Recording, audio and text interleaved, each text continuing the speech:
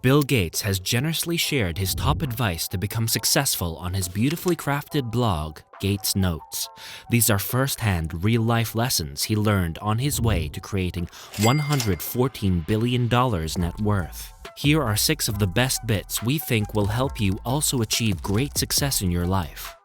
1. Focus on your inner game. A very popular quote from Bill Gates is about not comparing yourself to others, because when you do that, you are actually undermining who you are as an individual. Bill truly believes in being yourself and focusing on your own skills and development. He says, we are not all born with identical skills, so why should we expect identical success? Bill Gates shared an inspiring anecdote on his blog about a discussion he had with his very close friend and tennis legend Roger Federer. Bill asked Roger what went on in his mind when he was on the court, being the best tennis player in the world. Roger gave a simple explanation. He said more than his outer game, what works for him is his inner game.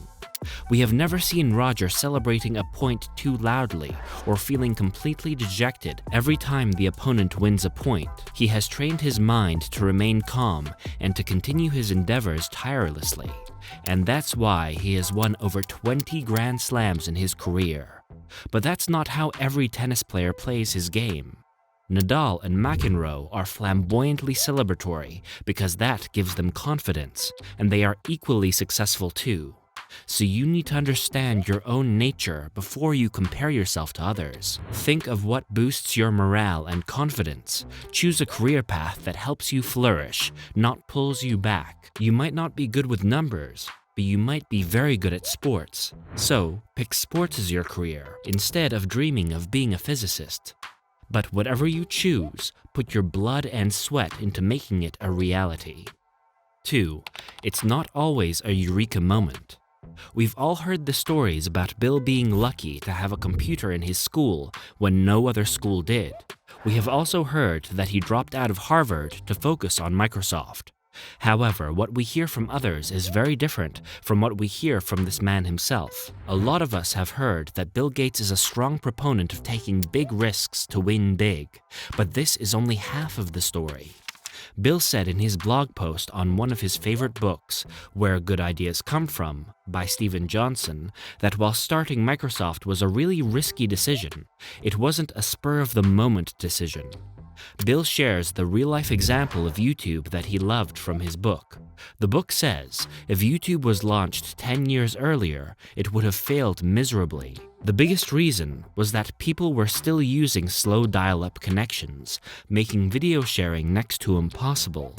So, high-speed internet was a must-have prerequisite for YouTube's success. Therefore, according to Bill, while taking risks is very important, having a fair idea of whether the technology will penetrate fast enough is also crucial.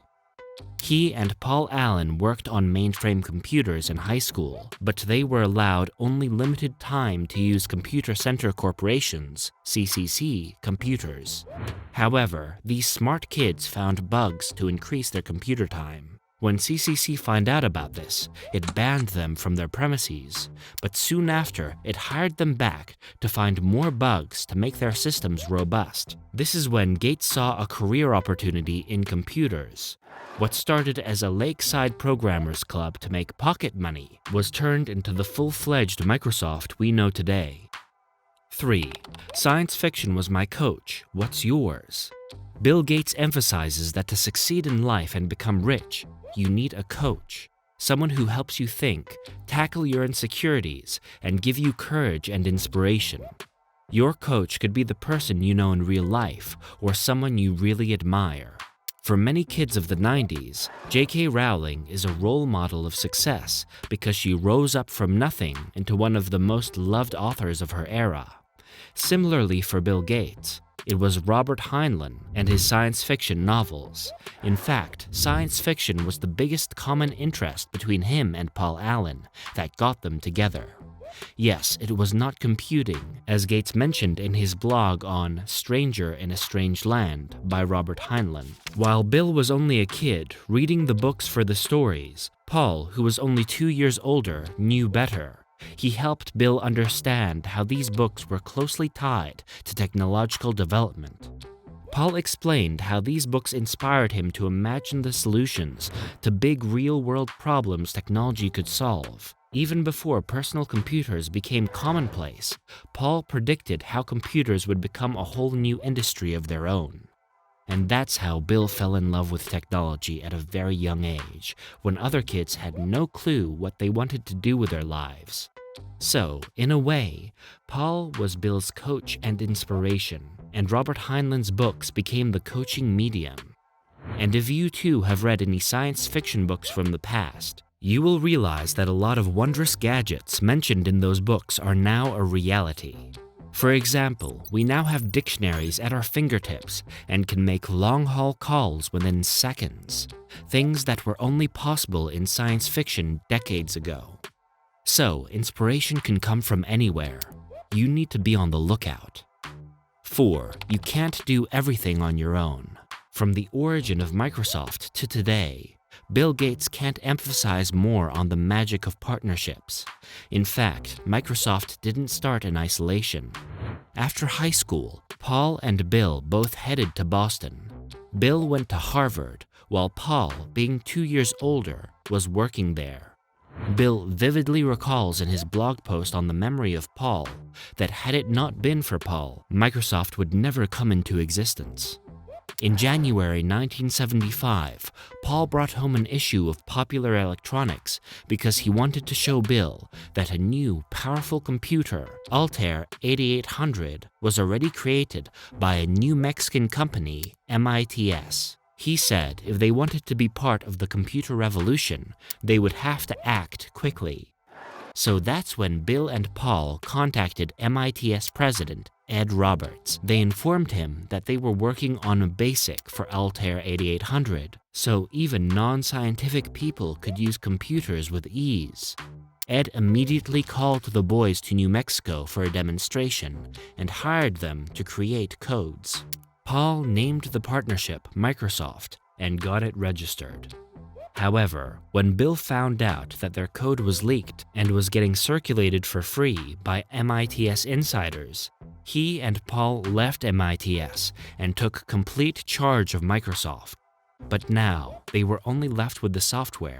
They needed the hardware too, and that's when the IBM partnership came to their rescue. But this time, Bill and Paul were smarter. They only licensed their operating system 86-DOS and didn't sell the rights so they could partner with other companies also. Therefore, partnering with others always taught Bill Gates something school could never teach. And that's why, even today, Microsoft partners with startups with the latest ideas so it can convert them into reality. 5. Failure is better than success. While the importance of partnerships can't be emphasized enough from the previous advice, it also has a more subtle learning entangled into it. If you ask Bill today to choose between success and failure, he would happily choose failure, not because he is tired of his success, but because failure taught him more than success. His failed partnership with MITS challenged him to start his own company. Had there been no code leak, there wouldn't be a Microsoft or a Bill Gates. He would have been working for MITS even today, getting only a fraction of what he is worth. And he wouldn't have learned that he could license the software instead of selling it altogether to the computer manufacturers. Such learnings formed the foundation of Microsoft and made it a major player in the industry. Knowing firsthand, Bill recommends Shoe Dog by Phil Knight, the CEO of Nike, to every entrepreneur dealing with failure. He loves how honestly Phil has told the readers what the path to success really looks like. It is full of failures, but in the end, all you can say is, God, how I wish I could relive the whole thing. 6. Your learning should never stop. Bill Gates is a role model to almost every entrepreneur dreaming to make it big in their field. He says learning can come from any direction. You need to be smart enough to catch it. It could come from your competitors or your unhappy customers. For example, when Apple came up with the graphic user interface called Macintosh, Bill didn't try to crush the competition. He developed Windows to compete in a fair fight. In 1997, he even joined hands and invested $150 million in Apple for collaborative development of Java, because he never considered Apple a competitor. For him, technological development always came first, and he considered Apple as a fellow inventor from whom he could learn. Even today, when he is one of the richest people on the planet, he takes 2 weeks off every year just to brush up on his reading.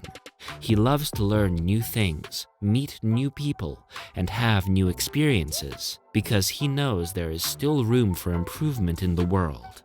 He actively shares book recommendations and reviews on his blog, GatesNotes, so young entrepreneurs can gain inspiration.